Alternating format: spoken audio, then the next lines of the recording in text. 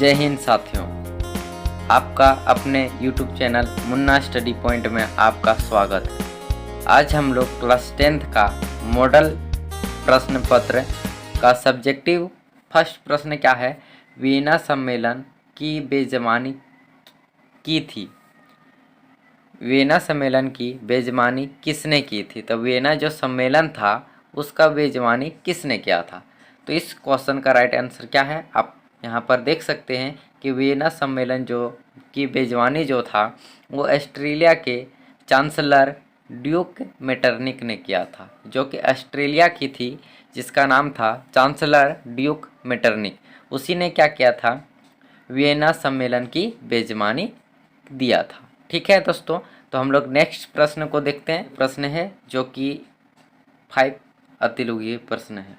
Next हम लोग सवाल देखते हैं दोस्तों। हमारे चैनल में बने रहें और हमारे चैनल को लाइक ज़रूर करें। तो हम लोग क्वेश्चन नंबर 2 से स्टार्ट करते हैं दोस्तों। क्वेश्चन नंबर 2 है, भारत में प्रथम आधुनिक परिधान मिल कब और कहाँ स्थापित की गई? भारत में आधुनिक परिधान मिल कब और कहाँ स्थापित की गई थी? तो इसका आंसर हम लोग देखते हैं कि भारत में आधुनिक प्रथम मार्गेट मिल स्थापित किया गया था, जो कि 1854 में स्थापित किया गया था। और ये जगह कहाँ पर है दोस्तों? ये जगह है मुंबई में। कहाँ पर है? मुंबई में। इस क्वेश्चन को आप याद रखिएगा कि भारत में आधुनिक परिधान मिल का स्थापना कहाँ, कब और कैसे हुआ था। तो भारत। नेक्स्ट क्वेश्चन हम लोग देखते हैं, खरीफ कटौती किसे कहते हैं? नेक्स्ट सवाल हमारा क्वेश्चन नंबर होती किसे कहते हैं? खरीफ कटौती। तो खरीफ कटौती किसे कहते हैं? किस फसल को वर्षा ऋतु के प्रारंभ जून जुलाई के साथ बोई जाती है तथा शीत ऋतु के अक्टूबर नवंबर में वृद्धि की चराई की जाती है, उसे खरीफ फसल कहते हैं। जैसे हो गया आपका दोस्तों, जैसे आपका हो जाए खरीफ कटौती। आपको समझ में आ गया होगा दोस्तों कि खरीफ कटौती किसे कहते हैं?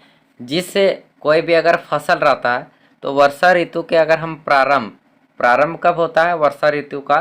तो जून से जुलाई तक। जून से कब? जुलाई तक प्रारंभ होता है शीत ऋतु। ठीक है दोस्तों। और ये तथा क्या होता है? तथा शीत ऋतु के प्रारंभ अक्टूबर और नवंबर में वृद्धि की जाती है। क्या होता है? वृद्धि होता है। और वृद्धि करने के बाद जब वो अवधि पूरी हो जाती है तो उसी को हम लोग कहते हैं खरीफ कटौती। इसमें कौन कौन से फसल आते हैं दोस्तों? तो फसल आते हैं इसमें चावल हो गए, कपीस नहीं कपास जिसको हम लोग बोलते हैं, अरहर, ज्वार, बाजरा इत्यादि। ये सब क्या है? खरीफ कटौती फसल है। तो हम लोग सवाल नंबर 4 में हम लोग पहुँचते हैं। सवाल 2 पंक्तियाँ को लिखना है। तो लोकतंत्र की 2 पंक्तियाँ कौन कौन सी है? तो आंसर देखते हैं। सबसे पहला पंक्ति क्या है? महिलाएं और अल्पसंख्यक समूहों की भागीदारी सुनिश्चित करना। महिलाएं जो होती अल्पसंख्यक समूहों की भागीदारी करना सुनिश्चित करना चाहती है, सबसे पहली पंक्ति है। दूसरी पंक्ति है स्थानीय स्तर पर आधिकारिक समृद्धि बनाना, मतलब स्थानीय स्तर पर अधिकाधिक समृद्ध बनाना। मतलब कोई भी अगर स्थानीय स्तर पर हम लोग कुछ कर रहे हैं तो उसमें अधिक से अधिक संख्या में समृद्ध और सभी लोग जुड़ना होना चाहिए। तो हम लोग क्वेश्चन नंबर 5 को देखते हैं दोस्तों कि 5 नंबर में कौन सा क्वेश्चन है। तो 5 नंबर क्वेश्चन डिस्कशन के अंतर्गत कौन कौन से विषय आते हैं? तो समवर्ती सूची के अंतर्गत कौन कौन से विषय आते हैं? ये 5 अति लघु उत्तरीय प्रश्न हैं जो कि 5 हैं। इसमें क्या है? समवर्ती सूची के अंतर्गत कौन कौन से विषय आते हैं? तो आपका कौन कौन सा आता है? समवर्ती सूची के अंतर्गत वर्तमान में 52 विषय शामिल हुए हैं, जिसमें शिक्षा, विवाह, जनसंख्या नियंत्रण, वन, समाचार पत्र, श्रम कल्याण, कारखाना इत्यादि शामिल है। आपको समझ में आ गया दोस्तों कि समवर्ती सूची के अंतर्गत टोटल कितने हैं? 52 विषय शामिल किए गए हैं, जिसमें शिक्षा, विवाह, जनसंख्या नियंत्रण, इसके अलावा वन, समाचार पत्र, ये सब सारा चीज़ क्या होते हैं? शामिल होते हैं। क्वेश्चन नंबर हम लोग 6 को डिस्कस करते हैं। मुद्रा को एक्सचेंज के माध्यम से क्यों कहा जाता है? मतलब मुद्रा को हम लोग एक्सचेंज का माध्यम क्यों कहते हैं? तो ये क्वेश्चन क्या है? मुद्रा का कार्य क्या है, प्रमुख रूप से क्या है, कोई भी वस्तु को हम लोग खरीद सकते हैं और तथा उसका विक्रय कर सकते हैं। तो पहले के समय में क्या होता था है कि कोई भी वस्तु जो होता था पहले के समय में मुद्रा विनिमय होता था। जिस प्रकार की कोई भी सामान अगर कोई भी व्यक्ति को चाहिए होता था तो एक वस्तु को दूसरे वस्तु से अदला बदला करते थे। वो ठीक उसी प्रकार क्या है, मुद्रा एक्सचेंज माध्यम है। ठीक है, वस्तु के क्रेता और भुगतान द्वारा किया जाता है, जबकि वस्तु के डीलर द्वारा प्राप्त मुद्रा की जाती है। इस मुद्रा के लिए एक्सचेंज के माध्यम से ही कहा जाता है। समझ में आ गया दोस्तों। अब नेक्स्ट क्वेश्चन को हम लोग देखते हैं। क्वेश्चन नंबर 7 आपका है, एलियन निवेश से क्या रिलेटेड है, मतलब एलियन निवेश किसे कहते हैं या फिर इससे क्या तात्पर्य, ये क्वेश्चन है। कहने का मतलब क्वेश्चन कोई कैसा भी घुमा कर दे सके, लेकिन आपका समझ लीजिए कि एलियन निवेश क्या है। तो जब किसी देश या फिर विदेश की राजधानी के माध्यम में कोई कार्य होता है, कोई भी कार्य होता है, जैसे कल कारखाना का निर्माण, सड़क रेल परिवहन का निर्माण या फिर बांध बनाना आदि कार्य हो तो विदेशी निवेश कहलाता है। अगर कोई भी चीज़ के काम करते हैं और कोई भी एक देश से दूसरे देश से रिलेशन में आता है तो उसी को हम लोग क्या कहते हैं, विदेशी निवेश कहते हैं। क्योंकि इसमें विदेशीता होती है, यानी कि एक देश से दूसरे देश की तुलना में कुछ अंतर होती है, इसलिए इसे क्या कहते हैं, एलियन निवेश या फिर हम लोग विदेशी निवेश कहते हैं। ठीक है दोस्तों, नेक्स्ट क्वेश्चन हम लोग देखते हैं। क्वेश्चन नंबर 8 में क्या कहा गया, असहयोग आंदोलन में भारतीय द्वारा अपनाए गए विभिन्न तरीकों का उल्लेख करें। मतलब असहयोग आंदोलन जो था वो कौन चलाया गया था, तो असहयोग आंदोलन महात्मा गांधी के द्वारा चलाया गया। तो इसमें भारतीय द्वारा अपनाए गए विभिन्न तरीकों का उल्लेख करना, मतलब भारतीय लोग जो थे इसमें कौन कौन सा तरीका से काम किए हैं, ये आंदोलन को किस प्रकार चलाएं, उसी के बारे में बताना।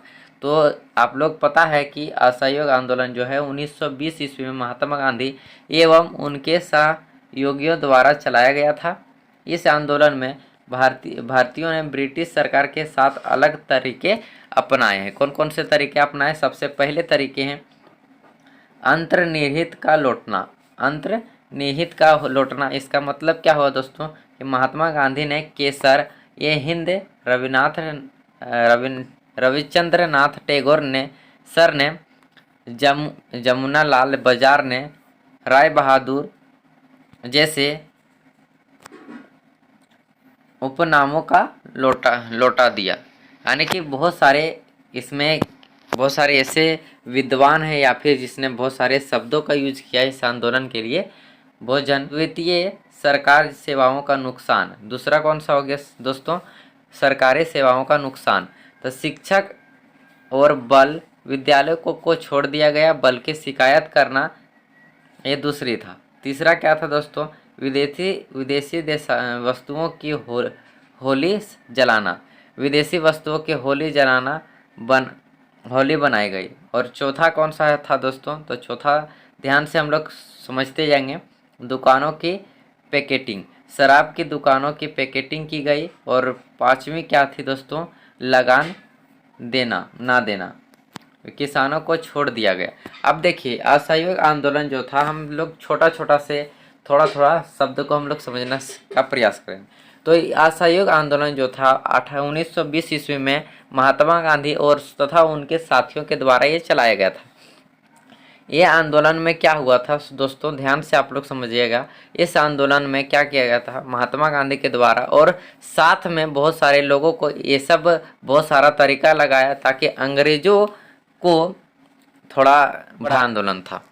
तो आंदोलन में क्या क्या हुआ था सो देखिए दोस्तों, शिक्षक और बाल जितने भी विद्यालय थे तो सभी को भारतीय लोग क्या करने लगे, अंग्रेजों का शिक्षा का काम कोई करता था तो कुछ विद्यालय लोग जाते थे तो वहाँ पर जाना छोड़ दिया गया। इसके बाद वकील शिकायत करना शुरू कर दिया। इसके बाद हक मार्क अस्पताल जाना छोड़ दिया, जो भी वहाँ का अस्पताल था उसको जाना छोड़ दिया। विदेशी वस्तु का जो यूज करता था उसका यूज करना छोड़ दिया और साथ में विदेशी वस्तुओं को होली की तरह जलाना शुरू कर दिया गया। इस तरह का यह असहयोग आंदोलन में हुआ था। तो आप लोगों को समझ में आ गया होगा कि असहयोग आंदोलन में कैसे क्या हुआ था। अब इतना भी लिख दीजिएगा, आपका नंबर नहीं कटने वाला है। देखिए नेक्स्ट क्वेश्चन हमारा क्वेश्चन नंबर 9 है। क्वेश्चन नंबर 9 में है, प्रथम विश्व युद्ध के समय भारत का औद्योगिक उत्पादन क्यों बढ़ा। मतलब प्रथम विश्व युद्ध का समय जो था, जब प्रथम विश्व युद्ध हो रहा था, तो उस समय भारत का औद्योगिक उत्पादन क्यों बढ़ रहा था। औद्योगिक का मतलब होता है फैक्ट्रियों वाला जो उत्पादन हो रहा था वो कैसे बढ़ रहा था और क्यों बढ़ रहा था। तो प्रथम विश्व युद्ध के समय भारत में औद्योगिक उत्पादन में वृद्धि निम्नलिखित कारण से हुआ था। कौन कौन सा कारण था दोस्तों, चलो हम लोग फर्स्ट क्वेश्चन से हम लोग देखते हैं। सबसे पहला, प्रथम विश्व युद्ध में ब्रिटेन इस प्रकार से उझला हुआ था कि वह भारत में ऐसी स्थिति का एहसास नहीं कर सकता जिस कारण भारत में दावों का पक्का करने का शुभ अवसर प्राप्त होता है। तो दूसरा क्या था, इंग्लैंड के सभी फैक्ट्री के सामान बनाने के बजाय सैनिक सामग्री बनाने लगे। इससे भारतीय चौकियों को रातों रात विशाल देशी बाजार मिल गया। तो देखिए दोस्तों, इस समय में प्रथम विश्व युद्ध के समय में भारत का औद्योगिक उत्पादन क्यों बढ़ने लगा। जिस प्रकार देखो ब्रिटेन में क्या हुआ था, तो इसमें सब लोग उलझ गया था युद्ध में, जिसके कारण भारत में क्या हुआ था, ऐसी स्थिति उत्पन्न हो गया था जिसका एहसास नहीं किया जा सकता था, जिस कारण भारत में दावों का पक्का करने का शुभ अवसर प्राप्त हुआ। इंग्लैंड में क्या हुआ था, इंग्लैंड में फैक्ट्री जितने भी था सामान बनाने वाला, वो सामान बनाने के बजाय बहुत सारा सैनिक सामग्री बनाना शुरू कर दिया, जिसके कारण उसका उत्पादन बढ़ना शुरू हो गया। तीसरा कारण था दोस्तों, एक विशाल देशी बाजार मिलने के साथ साथ भारतीय चुनौतियां को सरकार द्वारा भी कई चीज़ें जैसे फौजियों, बूट, टैंकों, घोड़ों के लिए कई प्रकार के सामान खरीदने आदि के लिए ऑर्डर मिल गए रहे थे, जिसके कारण से इसमें क्या हुआ था, प्रथम विश्व युद्ध के समय भारत में औद्योगिक उत्पादन बढ़ना शुरू हुआ था। ये सब कारण थे दोस्तों। तो हम लोग नेक्स्ट क्वेश्चन देखते हैं। ये क्वेश्चन आप लोगों को समझ में आ गया कौन कौन सा कारण थे। आप लोग स्क्रीनशॉट में कर सकते हैं, पीडीएफ अगर चाहिए किसी को तो आप लोग कमेंट करके पीडीएफ ले सकते हैं। चलो दोस्तों हम लोग आगे बढ़ते हैं। क्वेश्चन नंबर हम लोग 10 को देखते हैं। 10 में क्या है, तो क्वेश्चन नंबर 10 है आपका, नवीकरणीय और अनवीकरणीय संसाधनों में क्या है। तो थोड़ा सा हम आपको समझा देते हैं नवीकरणीय संसाधन किसे कहते हैं और अनवीकरणीय संसाधन किसे कहते हैं। अगर हम लोग शॉर्ट भाषा में देखें तो वैसा संसाधन जिसका हम लोग उपयोग बार बार कर सकते हैं वैसा संसाधन नवीकरणीय संसाधन कहलाता है, और दूसरा वैसा संसाधन जिसका प्रयोग हम लोग एक बार करने के बाद दूसरा उपयोग नहीं कर पाएंगे वैसा संसाधन क्या कहलाता है, अनवीकरणीय संसाधन कहलाता है। अनवीकरणीय संसाधन जो है उसका इस्तेमाल एक बार करने के बाद उसमें लाखों समय उसका उत्पादन करने में लग जाता है, लाखों समय बनने में लग जाता है, जिसके कारण हम लोग उसका जल्दी जल्दी यूज नहीं कर पाते। वैसा संसाधन अनवीकरणीय संसाधन के अंतर्गत आते हैं। तो ये क्वेश्चन आप लोगों को रीडिंग डाल के भी बता देते हैं कि ये जो है समयता के आधार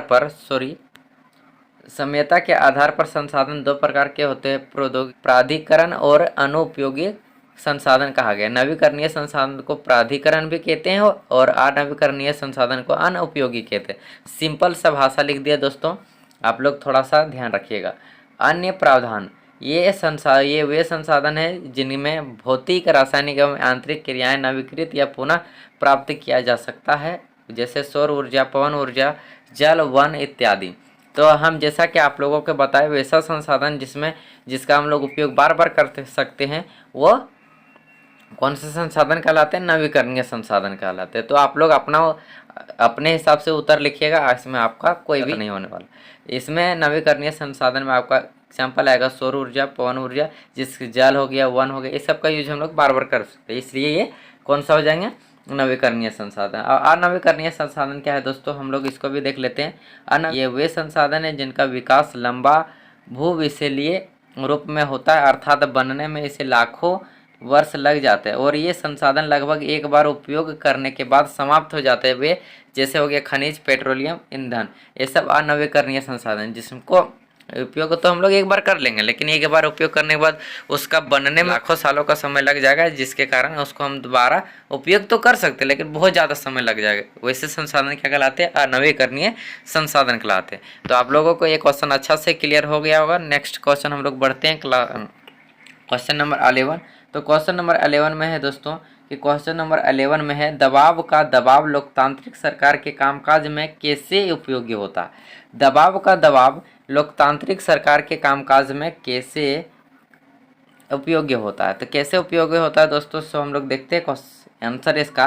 विभिन्न प्रकार के दबाव समूह अपने तरीके से लोकतंत्र की जड़ों को मजबूत करते हैं। पहला क्या है दोस्तों, प्राय सरकार अत्यंत शक्तिशाली लोगों के दबाव में आ जाती है। आ सकती है ऐसे दबाव समूह इस अनावश्यक के दबाव को कम करने में मदद करते हैं। दोस्तों सबसे पहला क्या है कि सरकार प्राय जो होते हैं सरकार, वो अत्यंत शक्तिशाली लोगों के दबाव में आ जाती है, जो कि बहुत ज़्यादा पेशावर होते हैं, तो उसके दबाव में आ जाती है, जिसके कारण क्या होते हैं दबाव लोकतांत्रिक सरकार के कामकाजों में उपयोगी करते हैं। इसमें क्या होता है दोस्तों, नेक्स्ट हम लोग देखते हैं इसका दूसरा क्या है। तो द्वितीय इसमें क्या होते हैं, इसमें क्या है, विभिन्न प्रकार के दबाव समूह के विरोध प्रतिरोध से सरकार को यह पता चलता है कि आम जनता क्या चाहती है। द्वितीय में क्या दिया गया है, विभिन्न प्रकार के दबाव और समूह के विरोध से ये पता हम लोग को चल जाता है कि आम जनता क्या चाहती है। तीसरा क्या है, अधिक किसी एक समूह द्वारा सरकार पर अपने पक्ष और प्रचार के लिए दबाव डाला जाता है, तो दूसरे समूह द्वारा पहले पक्ष में वटीवर नहीं बनाने के लिए पर दबाव डाला जाता है। इस प्रकार सरकार को विभिन्न प्रकार की जनता के दृष्टि को सुनने और समझने का अवसर मिलता है। ये आपका तृतीय में था। 12 में हम लोग देखते हैं, श्रीलंका के समाज की जातीय व्याख्या कीजिए। मतलब श्रीलंका में जिस समाज की जातियाँ व्यवस्था कैसा था उसके बारे में व्याख्या करना है दोस्तों। तो कैसा था हम लोग आंसर इसका देखते हैं। श्रीलंका भारत के दक्षिणी हिंद महासागर में स्थित है। श्रीलंका जो देश है वो भारत के दक्षिणी हिंद महासागर में स्थित है। ये द्वीपीय देश है। कौन सा देश है दोस्तों, द्वीपीय देश है। इसे भी आप लोग याद रखिएगा। इसकी आबादी लगभग 2 करोड़ के आसपास यानी कि हरियाणा के लगभग बराबर है। बेल्जियम के समानता यहाँ भी कई जातीय समूह के लोग रहते हैं। जैसे देश की आबादी का लगभग 74% सिहलियाँ हैं। अगर हम लोग बात करते हैं दोस्तों, श्रीलंका में लगभग 74% जो लोग हैं वो सिहलियों भाषा बोलती है, जो कि सिहली लोगों के अंतर्गत रखा गया। जबकि 18% भाषा तमिल और बाकी अन्य छोटे जाति के समूह के लोग रहते हैं। यहाँ पर ईसाई और मुस्लिम भी हैं और देश के उत्तर पूर्वी हिस्से में तमिल लोग अधिक होते हैं।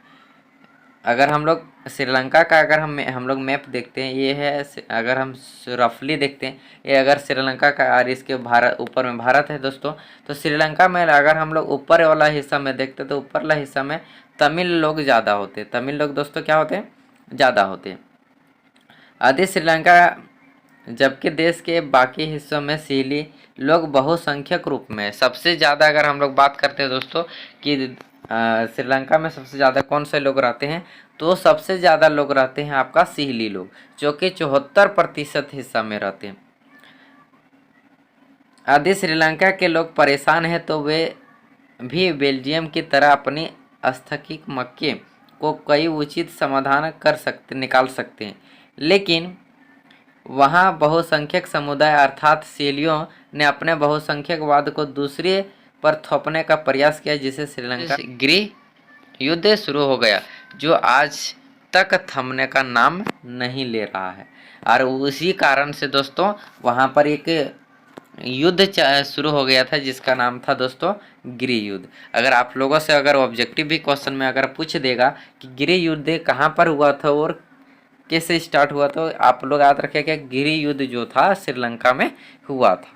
नेक्स्ट प्रश्न देखते हैं दोस्तों, क्वेश्चन नंबर 13 यानी कि 13 नंबर हम लोग क्वेश्चन को देखेंगे। 13 नंबर में ऋण का विवरण दीजिए। तो ऋण लेने वाले व्यक्ति के साथ ऋण के कई शर्तें रखते हैं, जो कि ये है। सबसे पहला समर्थन कर्जदार, मतलब अगर कोई भी लोग ऋण ले लेता है तो सबसे पहले क्या करता है, उनके समर्थन में कुछ लोगों का होना जरूरी है। तभी अगर वो व्यक्ति मर जाएगा तो उसका ऋण कौन चुकाएगा। इसलिए ऋण लेने के लिए उसका कुछ शर्तें और नियम होते हैं जिसके कारण देना पड़ता है। कर्ज लेने वाले व्यक्ति से जमीन, मकान, कार, बैंक पूंजी आदि के दस्तावेज जमा करने के लिए कहते हैं। इसे ही समर्थक ऋणाधार कहते हैं। दूसरा है दोस्तों आवश्यक दस्तावेज। तो कौन कौन से दस्तावेज लेते हैं और तब ऋण देते हैं? तो आधार कार्ड, पैन कार्ड हो गया, जैसे दस्तावेज भी कर्जदार क्या करते हैं, जो कर्ज देते हैं उसी को कहते हैं कर्जदार, जो कि बैंक मांगता है। नेक्स्ट दोस्तों दूसरा है ब्याज दर। तो अगर कोई भी ऋण दे रहा है तो उसमें ब्याज जरूर लिया जाता है। तो तीसरा पॉइंट आपका हो जाएगा ब्याज दर। बैंक द्वारा हर ऋण पर समझौते पर ब्याज दर के फिक्स कर दिया जाता है। ऋण लेने वाला व्यक्ति उसी ब्याज दर पर ऋण चुकाने को विवश हो जाता है।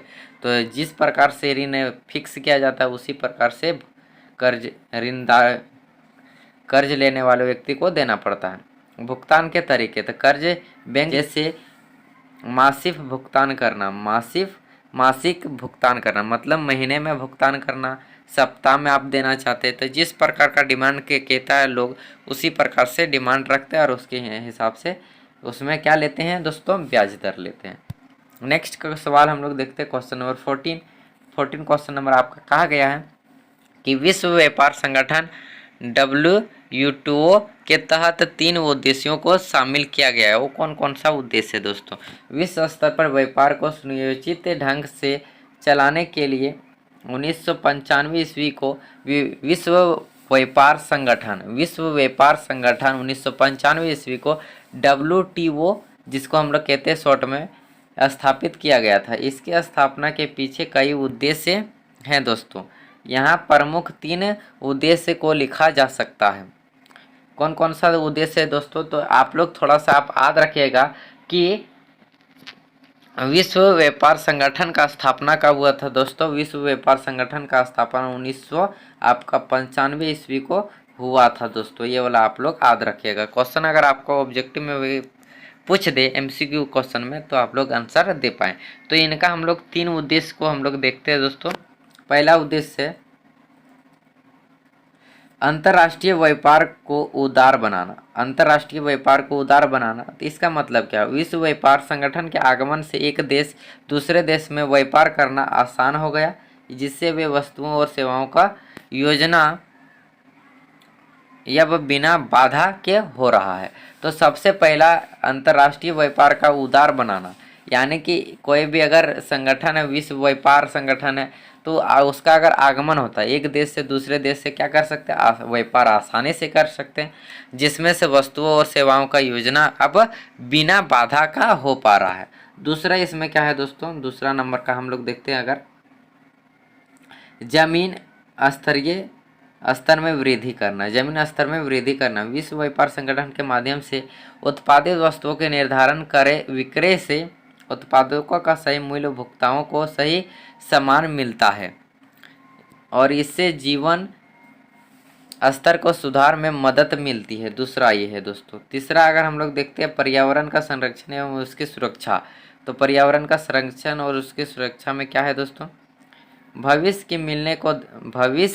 के मिलने को ध्यान में रखते हुए विश्व व्यापार संगठन ने पर्यावरण का संरक्षण एवं उसकी सुरक्षा पर भी ध्यान दिया है। तो इससे काफ़ी लोगों को फ़ायदा होते हैं दोस्तों विश्व व्यापार संगठन, जिसमें लोगों को बहुत सारा फ़ायदा मिल गया, जैसे कि एक देश से दूसरा देशों में व्यापार करना इन लोगों को आसान हो गया। अब देखते हैं हम लोग क्वेश्चन, काफ़ी इम्पोर्टेंट क्वेश्चन जो कि आपके 5 नंबर के रहेंगे, जो कि काफ़ी इम्पोर्टेंट, जो कि दीर्घ उत्तरीय प्रश्न है दोस्तों।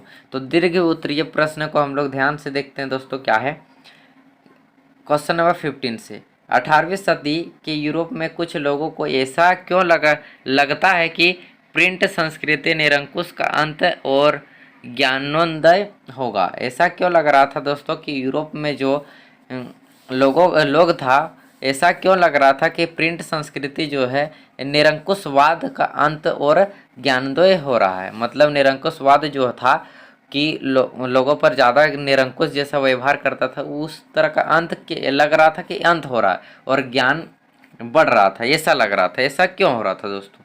तो हम लोग 18वीं शताब्दी के यूरोप में कुछ लोगों को लगता था कि मुद्रा संस्कृति से निरंकुशवाद का अंत हो रहा है और ज्ञान इसमें भर रहा है। इसके बहुत सारे कारण थे दोस्तों, निम्न कारण थे। कौन कौन से कारण? तो सबसे पहले कारण से हम लोग स्टार्ट करते हैं। 18वीं सदी के यूरोप में यह विश्वास बन गया था कि पुस्तकों की प्रगति और ज्ञान बुद्धि द्वारा होता है।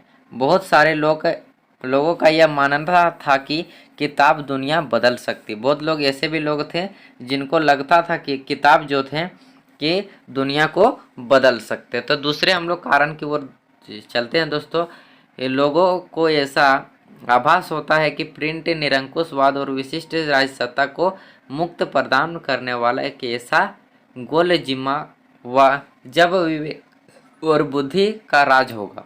ऐसा लगता था दोस्तों जो कि प्रिंटिंग निरंकुशवाद और विशिष्ट राजसत्ता में समाज को मुक्ति प्रदान करने वाला ऐसा गोल जिम्मा जब विवेक और बुद्धि का राज होगा। तो हम लोग तीसरे की ओर बढ़ते हैं दोस्तों। आप लोग थोड़ा सा समझने का प्रयास कीजिएगा। 18वीं सदी में 18वीं सदी के फ्रांस से एक उपन्यासकार लुई सेबेस्टिये मेसरिये ने घोषणा की छापाखाना प्रगति का सबसे बड़ा ताकतवर हथियार है और इससे जनमत की आंधी में निरंकुश उड़ जाएगा। कुछ लोगों को ऐसा भी लग रहा था कि 18वीं शताब्दी में कुछ ऐसे ताकतवर छापाखाना का निर्माण होगा जिससे लोग क्या होगा, निरंकुशवाद एकदम जड़ से खत्म हो जाएगा और उड़ जाएगा, ऐसा लगता था जी। इसका बहुत सारा रीजन था दोस्तों। अब हम लोग आगे चौथे में हम लोग कारण में देखते हैं। चौथा कारण क्या था?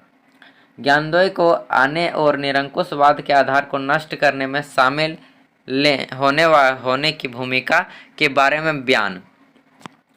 सेबेस्टिये मर्सिये ने कहा कि निरंकुशवाद शासक सावधान हो जाएं, क्योंकि जब उनका अधिकार आ गया, लेकिन लेखक की कलम आगे तुम हिला जाओगे। नेक्स्ट क्वेश्चन हम लोग देखते हैं दोस्तों। क्वेश्चन नंबर 16 नंबर और क्वेश्चन हम लोग का 3 क्वेश्चन बचा हुआ, उनको भी हम लोग डिस्कस करना चालू करते हैं दोस्तों। क्वेश्चन नंबर हम लोग 16 में पहुंचते हैं। क्वेश्चन नंबर 16 आपका है, लोकतंत्र किन्हीं विशिष्टताओं में सामाजिक विविधता को समलभता और उनके बीच तालमेल है। तो इसका बारे में हम लोग को बताना है दोस्तों। दुनिया में हर जगह धर्म,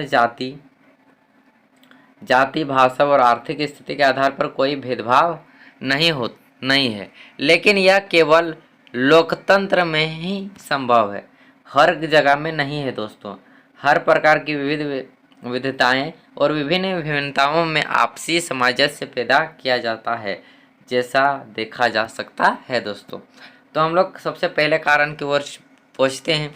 लोकतंत्र की यही सबसे विशेष कि विभिन्न भाषाओं को बोलने वाले लोगों को भी अपनी भाषा के विकसित करने का अवसर दिया जाता है और हर भाषा के लोग अपना निजी स्कूल खोल सकते हैं। इसमें लोकतंत्र में बहुत सारे फायदे दिए गए हैं दोस्तों, जो कि आपका एग्जाम की दृष्टि से काफ़ी इम्पोर्टेंट। दूसरे हम लोग पूछते हैं, लोकतंत्र में यह भी संभव है कि यहाँ हर आर्थिक वर्ग के लोग समान वोट में अमीरी और गरीब का कोई भी अंतर नहीं। तो लोकतंत्र में भी देखिए दोस्तों, बहुत सारे अच्छे कानून किए गए हैं जिसमें कोई भी तरह का भेदभाव नहीं होता, ये गरीब लोग और अमीर लोग।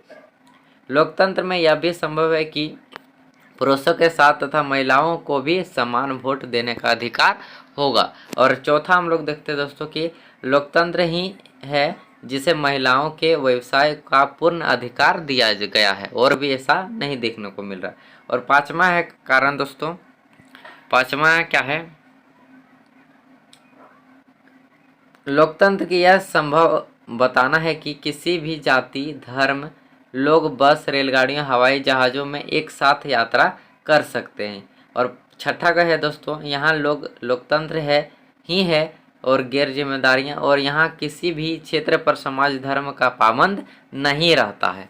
तो हम लोग क्वेश्चन नंबर 17 से स्टार्ट करते हैं। लोकतंत्र के बारे में आप लोगों को अच्छा से आ गया होगा, नहीं आया होगा तो दूसरी बार वीडियो को अच्छा से देख लीजिएगा और नोट भी करते जाइएगा, क्योंकि बिना पढ़े तो कुछ हो ही नहीं सकता।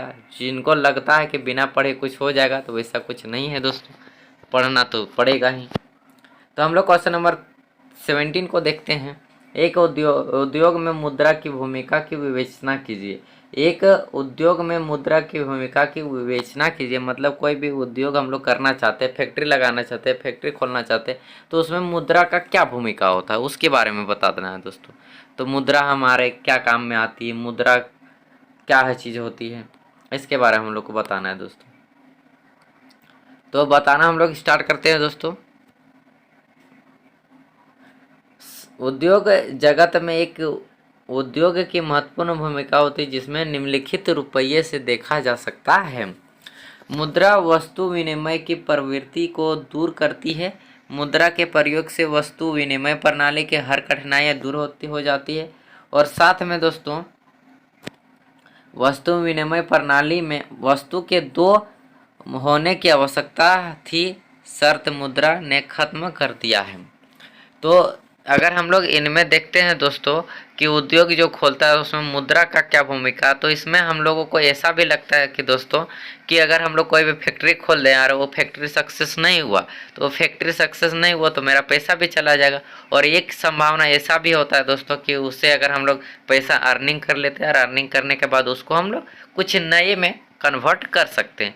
तो इस तरह से हम लोग इसमें मुद्रा का उपयोग हो रहा है। तो हम लोग नेक्स्ट देखते हैं दोस्तों, मुद्रा पूंजी को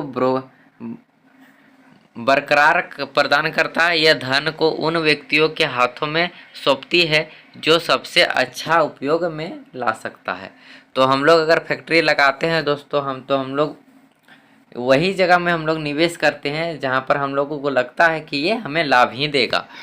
नेक्स्ट तीसरे में हम लोग देखते हैं दोस्तों, मुद्रा आर्थिक क्रिया के आधार पर प्रदान करता है। निर्माताओं और अपने उत्पादकों को बेचकर उसे मुद्रा में बदल देता है। अगर हम लोग कोई भी चीज़ का निर्माण करते हैं दोस्तों और वही चीज़ को बेचते हैं तो वो मुद्रा में कन्वर्ट कर देता है वस्तु। मुद्रा बनाकर दूसरी आवश्यकता वस्तुएं खरीद लेता है। इस तरह की मौद्रिक आर्थिक क्रिया को माना जाता है। तो हम लोग को 5 नंबर हम लोग देखते हैं 5 पॉइंट। मुद्रा समाज के आर्थिक विकास संकेतक है। एक मिनट, क्वेश्चन नंबर 4 पॉइंट। मुद्रा समाज के आर्थिक विकास संकेतक है। मुद्रा समाज के आर्थिक विकास के सांकेतिक निर्धारण किए जाते हैं। जिस देश की विदेशी मुद्रा होती है वह देश समृद्ध होता है। जिस देश की विदेशी मुद्रा होती है वह देश क्या होती है दोस्तों, वो समृद्ध होता है। यह मुद्रा के उपयोग से ही संभव हो सकता है। तो मुद्रा का भी काफ़ी भूमिका है दोस्तों। और 5 पॉइंट क्या है, मुद्रा श्रम विभाजन प्रणाली में प्रोत्साहन करती है। मुद्रा के उपयोग से श्रम विभाजन सरल हो गया। मुद्रा के प्रयोग से कारण ही कोई भी व्यक्ति कहीं भी किसी भी प्रकार का कार्य करने के लिए तैयार रहता है, क्योंकि उससे कार्य के बदले में मुद्रा मिल सकती है। इसलिए इस प्रकार हम कह सकते हैं दोस्तों कि एक उद्योग में मुद्रा की बहुत महत्वपूर्ण भूमिका होती है। बिना पैसा का हम लोग कोई भी फैक्ट्री नहीं खोल सकते हैं, क्योंकि दोस्तों कि बिना मुद्रा का अगर हम लोग के पास पैसा ही नहीं रहेगा तो हम लोग उसके बारे में सोच कैसे सकते हैं। तो हम लोग क्वेश्चन लगभग करीब की ओर पहुँच गए हैं दोस्तों। अब हम लोग क्वेश्चन नंबर 18 को हम लोग देखने वाले हैं। जल दुर्लभता क्या, VVI क्वेश्चन नंबर दोस्तों, ये एग्जाम की दृष्टि से काफ़ी इम्पोर्टेंट है। इसको आप लोग किसी भी हालत में करके ही जाइएगा। एकदम VVI क्वेश्चन दोस्तों, VVI ये एकदम एग्ज़ाम में 100% चांस होता है दोस्तों, 100% कि इस तरह का क्वेश्चन जरूर ही एग्ज़ाम में पूछा जाता है। इसलिए आप लोग इस क्वेश्चन को जरूर करके जाइएगा। जल दुर्लभता क्या है, जल संरक्षण को कैसे किया जा सकता है, जल संरक्षण कैसे किया जाता है, ये क्वेश्चन काफ़ी इंपॉर्टेंट क्वेश्चन दोस्तों, इसको करके ही जाइएगा। तो ये क्वेश्चन को हम लोग देख लेते हैं दोस्तों। जल दुर्लभता क्या है, जल संरक्षण को कैसे किया जाता है।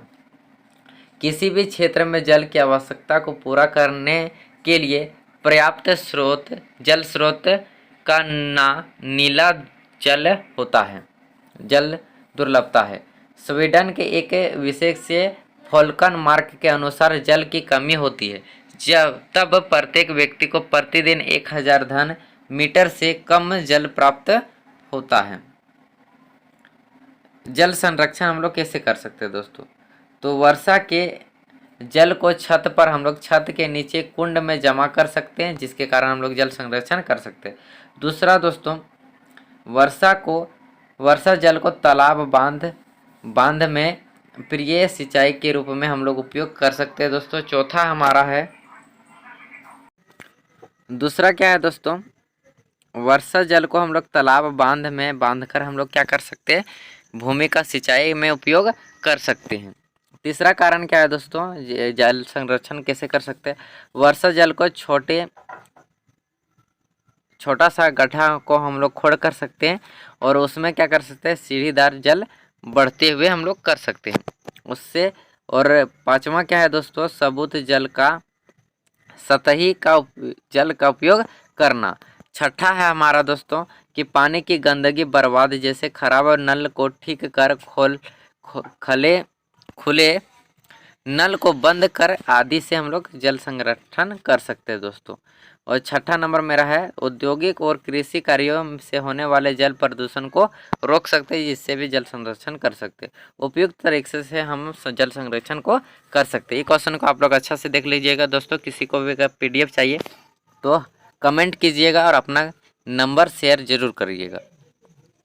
क्वेश्चन नंबर हम लोग आखिरी क्वेश्चन की ओर पहुँचते हैं दोस्तों। आखिरी क्वेश्चन हमारा है, निम्नलिखित में से चित्रित खनिजों केंद्र एवं पत्नियों के नाम का मिलान करें जो हजारीबाग के कार्य और लोएक्सी क्षेत्रों में, विशाखापट्टनम आदि और मंगलुरु में है। तो कुछ क्षेत्रों को हम लोग चिन्हित करना है, जो कि कुछ क्षेत्रों का नाम दिया गया है, जैसे हजारीबाग कहाँ पर है दोस्तों, कार्य लोएक्स क्षेत्र कहाँ पर, विशाखापट्टनम, बेंगलुरु, मंगलुरु कहाँ पर है। थोड़ा मिस प्रिंटिंग हुआ, उस पर ध्यान नहीं दीजिएगा। तो हमारा एक मैप दिया गया है दोस्तों क्वेश्चन नंबर 19 के लिए। तो ये मैप जो है मानचित्र में हमको बताना है दोस्तों कि मानचित्र में प्रदर्शित खनिज उत्पादक केंद्र एवं पतन के नाम का मिलान करना है, जो कि हजारीबाग, अजमेर लोएक्स और क्षेत्र, विशाखापट्टनम, मंगलुरु, इस सब क्षेत्र को हम लोग को दिखाना है, जो कि नंबरिंग हम लोगों का किया गया 1 2 3 4 इस तरह का नंबरिंग जो किया गया है दोस्तों, वो कहाँ पर देखने को मिल रहा है 1 2 3 4 5। तो इसमें से कहाँ पर है दोस्तों, तो हम लोग यहाँ पर नेक्स्ट हम लोग फिगर में ले चुके हैं कि कहाँ पर क्या है दोस्तों। तो हम लोग देखते हैं दोस्तों कि अजमेर जो है हमारा जो 1 में हमारा सेटिंग किया गया है, वहीं पर मेरा सबसे पहला क्षेत्र आता है दोस्तों। इसको थोड़ा सा हम लोग जूम कर लेते हैं और ये वाला जो क्षेत्र है दोस्तों 1 नंबर, वो है अजमेर। कौन सा अजमेर के बाद कौन सा है दोस्तों, ये हमारा अजमेर हो गया पहला नंबर में, ये से हम लोग लिख दिए अजमेर। दूसरा नंबर में हमारा दोस्तों, दूसरा नंबर हजारीबाग। 2 नंबर में हमारा कौन सा है दोस्तों, हजारीबाग। कौन सा है, हजारीबाग, यहाँ पर है हजारीबाग।